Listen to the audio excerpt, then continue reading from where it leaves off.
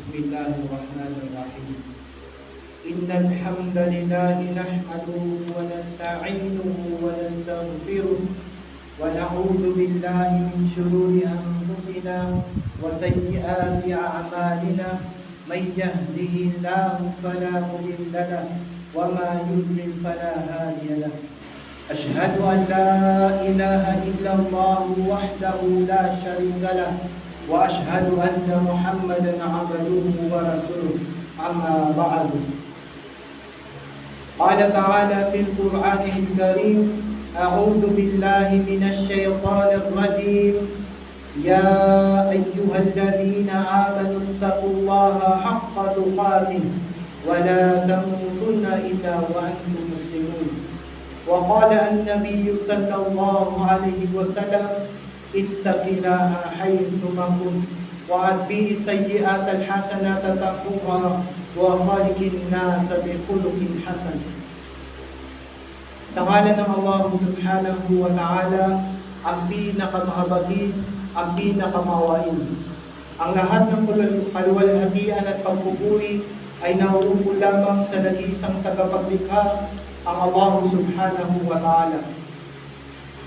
Sino mang ginabayan ng dakilang Allah subhanahu wa ta'ala sa matuwid na landas ay walang makapagliligaw sa Kanya. At sino mang hayaan ng dakilang Allah subhanahu wa ta'ala na maligaw ng landas ay walang makapaggagabay sa Kanya. Ako ay sumasaksi na wala ng ibang Diyos na dapat pagkukulan ng pagsamba maliban lamang sa dakilang Allah subhanahu wa ta'ala.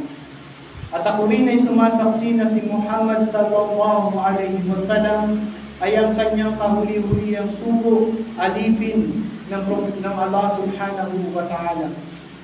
Mga kapatid sa pananampalataya, pasalamatan natin ang dakilang Allah subhanahu wa ta'ala sa mabiyayang araw na ito, ngayong araw ng Yawmul Jum'ah, na kung saan ay binigyan niya tayo ng magandang kalusugan at pinanatili niya tayong buhay sa araw na ito upang makapaghingi ng kapatawaran sa dakilang Allah subhanahu wa ta'ala at makarinig ng payo na nagmula sa Quran at Sunnah ng Propeta Muhammad sallallahu alaihi wasallam. At pasalamatan natin ang dakilang Allah subhanahu wa ta'ala sa hindi mabilang na biyayang ipinagkakaloob niya sa atin. Hilingin man natin o hindi, ito ay pinagkakaloob sa atin ng dakilang Allah subhanahu wa ta'ala. Ang pag-gising lang natin sa umaga ito ay malaking biyaya na ipinagkaloob sa atin ng Allah subhanahu wa ta'ala. At napakaraming mga mananampalatayang Muslim na hindi na gumising pa, hindi na nakahingi ng kapatawaran sa dakilang Allah subhanahu wa ta'ala. Mga kapatid sa pananampalataya, sinabi ng dakilang Allah subhanahu wa ta'ala: Ya ayyuhalladhina amanu, Ya ayyuhalladhina amanu taqullah.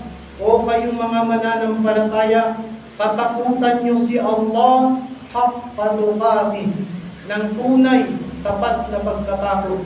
Wala tamutunna illa wa antum muslimun. At huwag niyong hahayaan kayo ay pumanaw, liban na lamang na kayo ay nasa loob ng Islam bilang isang mga mananampalatayang Muslim na may tunay na pagkatakot sa dakilang Allah subhanahu wa ta'ala. At sinabi pa ng mahal na propeta sallallahu alaihi wasallam: ittaqillaha haythuma kunt wa atbi sayyi'at alhasanata tamhuha wa khaliqin nasa bi khuluqin hasan. O kayong mga mananampalataya, katakutan niyo si Allah saan man kayo naroon. At kung kayo ay nakagawa ng kamalian sa dakilang Allah subhanahu wa ta'ala, maliliit na kamalian, sundan niyo ito ng mga mabubuting gawain, at sa pamamagitan nun ay pupurahin ng Allah subhanahu wa ta'ala ang inyong mga nagagawang kasalanan. Tandaan natin mga kapatid sa pananampalataya, binibigyang diin ng Allah subhanahu wa ta'ala sa ayan na yan na tayo ay matakot sa Allah, sa Kanya, ng tunay na pagkatakot. Yan mga kapatid sa pananampalataya. At ang mahal ng propeta sallallahu alaihi wasallam, sinabi niya, katakutan nyo ang Allah saan man kayo naroon. O kahit mag-isa lang tayo sa mundo, kahit nasaan pa man tayo, ay iniutos ng propeta, katakutan natin ang Allah subhanahu wa ta'ala. Ang topic natin ngayong araw na ito, mga kapatid sa pananampalataya, ito ay hindi na bago sa ating pagdinig, pero obligado sa atin na pagmuni-munihan ang mga nakalipas na aral sa ating reliyong Islam upang dito ay mapagmuni-munihan natin ang ating mga nagagawa sa araw-araw. Ito ay ang hadith ni Umar ibn al-Khattab radhiyallahu anhu na sinabi ni Umar, sila ay nagpulong-pulong kasama ang propeta Muhammad sallallahu alaihi wasallam. At sa pagpulong-pulong na iyon, ay may dumating na isang lalaki na nakaputi at maitim ang kanyang buhok, at lumapit ang lalaking ito sa propeta Muhammad sallallahu alaihi wasallam, at ang kanyang tuhod ay dinikit niya sa tuhod ng propeta Muhammad sallallahu alaihi wasallam, at ang kanyang mga palad at dinikit sa hita ng propeta, at siya ay nagtanong, "Akhbirni anil Islam." Ituro mo sa akin ng Islam. Sinabi ng propeta Muhammad sallallahu alaihi wasallam, "Al-Islamu ala khamsin. Shahadatu an la ilaha illallah wa anna Muhammadan Rasulullah wa iqamis salah wa ita'uz zakah wa shaum Ramadan wa haji al-bait." Sinabi ng propeta Muhammad sallallahu alaihi wasallam, ang Islam daw ay binubuo ng 5 haligi. Ang pagsaksi na walang ibang Diyos maliban sa Allah, ang pagsaksi na si Muhammad ay kahuli-hulihan suko, alipin ng propeta, at ang pag-aalay ng sala, pag-aayuno sa buwan ng Ramadan, at ang pagbibigay ng katungkulang kawang-gawa, at ang pag-hajj kung ikaw ay may kakayanan. At ang sagot ng lalaking ito tama.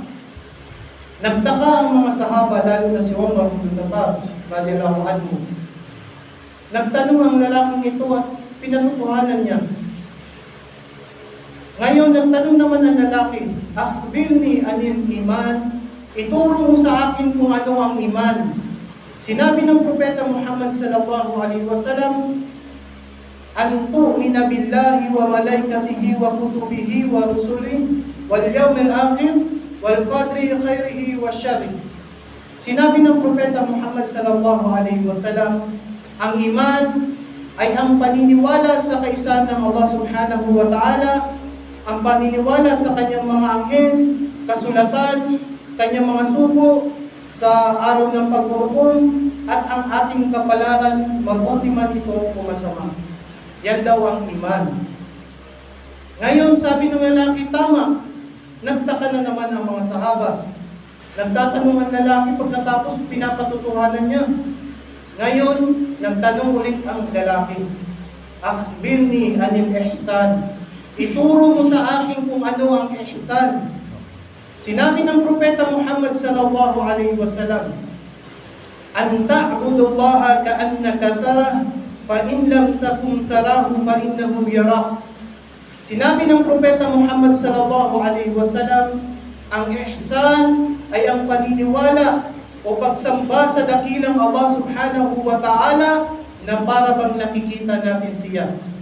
At kung hindi naman, tayo ay tunay na nakikita ng Allah subhanahu wa ta'ala.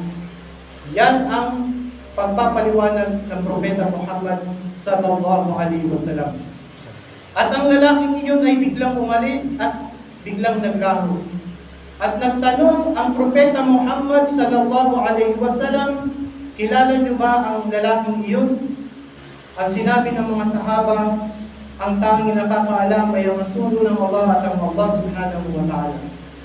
Kaya sinabi ng propeta Muhammad sallallahu alaihi wasallam, ang lalaking iyon ay si Anghel Jibril alayhi salam. Pumunta siya dito para ituro sa inyo kung ano ang Islam. Ano ang kabuuan ng Islam? Kaya mga kapatid sa pananampalataya, Kung pagmumuni-munihan natin ang hadith na ito, ay malalaman natin na ang Islam ay kumpleto na pamumuhay ng tao. Kasi binigyan ito ng definasyon o pinagpapaliwanag ng ating mga ulama kung ano ang hadith na ito. At ang sinabi ng ating mga ulama, ito ang hadith na binansagan ng hadithul Jibril. At ang pagpapaliwanag ng ating mga ulama dito, na ang Islam daw ay gawain ng ating pisikal na katawan. Ang pagsasyahada, ang pagsasala, ang pag-aayuno, pagbibigay ng patungkulang kawanggawa, ang pag-ahaj, ito ay gawain ng ating katawan. Ibig sabihin mga kapatid sa pananampalataya, kung ikaw ay isang mananampalatayang Muslim, ipamuhay mo, ikilos mo ang Islam. Kung anong Islam, ipamuhay mo dahil ikaw ay Muslim. Yan ang pagpapaliwanag sa atin ng ating mga ulama. No? At ang pagpapaliwanag naman ng ating mga ulama patungkol sa iman, ito daw ay gawain ng ating puso. Iman, an tu'mina billahi wa malaikatihi wa kutubihi wa rasulihi wal yawmil akhir wal qadri khairihi wa syarrihi. Paniniwala ng ating puso, ibig sabihin hindi nakikita. No? Kinakailangan sa atin may sapat tayong paniniwala sa ating puso upang hindi tayo mapapaloon sa tinatawag ng Allah subhanahu wa ta'ala sa kanyang maluwalhating Quran na binanggit niya doon na sila ay mga munafik. No? Sila ay mga pakitang tao sa relihiyon. Nagiging Muslim lang sila kapag andyan yung mga kasamahan nila. Ngunit kapag sila na lang mag-isa sa mundo o sa lugar, ay hindi na sila Muslim. No? Mga kapatid sa pananampalataya. Una natin ang aral itong hadith na ito. No? Para mapagmuni-munihan ang ating sarili kung saan ba tayo napapabilang. Kung sino ba tayo sa ating sarili. At baka malugi lang tayo pagdating sa araw ng paghuhuli. At ang ihsan, sabi ng ating mga ulama, ito ang nagpapainam sa dalawang bagay na iyon. Diba? Ikinikilos natin ang pagsamba na para pag nakikita natin ang Allah subhanahu wa ta'ala. At kung hindi naman, tunay na tayo ay nakikita ng Allah subhanahu wa ta'ala.